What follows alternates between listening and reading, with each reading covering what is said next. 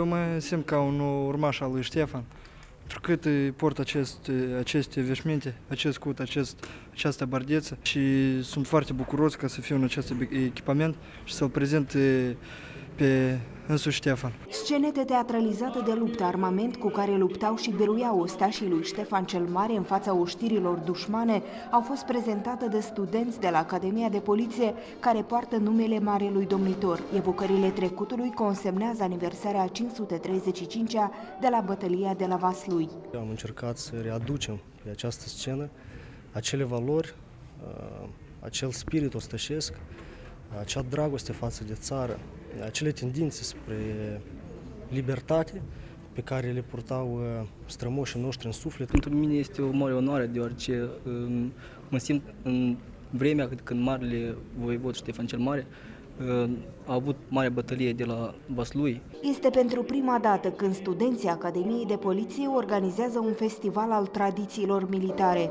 Ei susțin că astfel de acțiuni vor deveni tradiționale.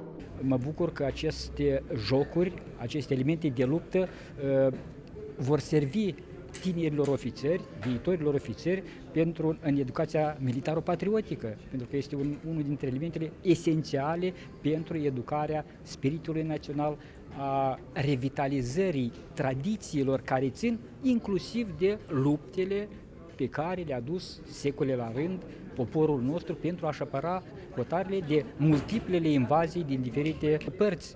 Lupta de la Vaslui este considerată o realizare a marelui strateg Ștefan cel Mare, care cu puține forțe a știut să învingă armata turcească, formată din peste 100.000 de ostași. Despre această bătălie se scrie și în manualele de strategie și tactică militară.